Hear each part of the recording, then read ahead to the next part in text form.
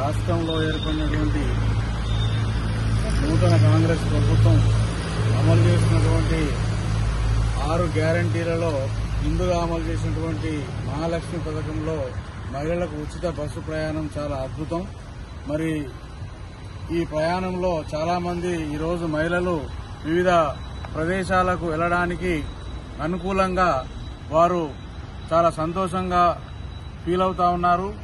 మరి ఇలాంటి పరిస్థితిని ఆంధ్రప్రదేశ్లో కూడా అమలు చేయడానికి వారు అక్కడి ప్రభుత్వం కూడా కంకణబద్దులై అమలు చేయడానికి సన్నద్దమయ్యారు.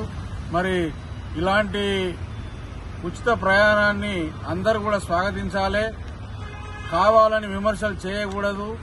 ఈ పథకంలో ఎవరికి కూడా నష్టం లేదు.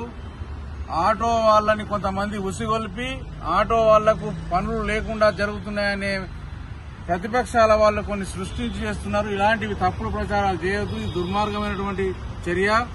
మహిళలకు అందిస్తున్నటువంటి ఈ కానుకను అందరూ ఆస్వాదించాలి, అందరూ స్వాగతించాలి. అదేవిధంగా రాబోయే రోజుల్లో కాంగ్రెస్ ప్రభుత్వం మిగతా 4 గ్యారంటీలను కూడా త్వరలోనే అమలు చేసి అందరి మన్ననలు పొందాలి. అదేవిధంగా ఈ 6 గ్యారంటీలే కాకుండా రాష్ట్రంలో అనేక సమస్యలు గత 10 సంవత్సరాలుగా కొట్టుముట్టాడుతున్నాయి. మరి ఏ సామాజిక వర్గం కూడా సంతోషంగా లేరు. గత 10 సంవత్సరాలు అందరినీ కూడా వారు అరిగోస పెట్టిర్రు. వాళ్ళందరినీ కూడా ఈ ప్రభుత్వం అన్ని విధాలా ఆదుకోవాలని, ముఖ్యంగా మా చేనేత కార్మికుల విషయంలో ముఖ్యమంత్రి రేవంత్ రెడ్డి గారు ప్రత్యేక చొరవ తీసుకుని చేనేత కార్మికుల విషయంలో జరిగిన అన్యాయాన్ని సరిదిద్ది చేనేత కార్మికులకు న్యాయం చేయాలని సందర్భంగా మనవి చేస్తా ఉన్నా. మరి మా విషయానికి వచ్చినప్పుడు గత 10 సంవత్సరాలుగా చేనేత సహకార సంఘాలకు ఎన్నికలు లేవు.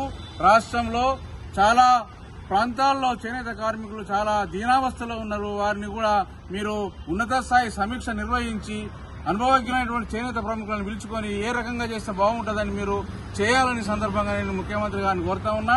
అదేవిధంగా తుమ్మల నాగేశ్వరరావు గారు చేనేత శాఖ మంత్రి గారిని కూడా నేను ప్రత్యేకంగా వినతి చేస్తా ఉన్నా. మీరు వెంటనే సహకార సంఘాలకు ఎన్నికలు నిర్వహించి సహకార వ్యవస్థను బలోపేతం చేసి రాష్ట్రంలో టెస్కోను పునరుద్దరించి చేనేత కార్మికులకు చేతి నిండా పని కల్పించాలని సందర్భంగా వేడుకుంటూ మీ అందరికీ కూడా నేను శుభాకాంక్షలు తెలియజేస్తా ఉన్నాను.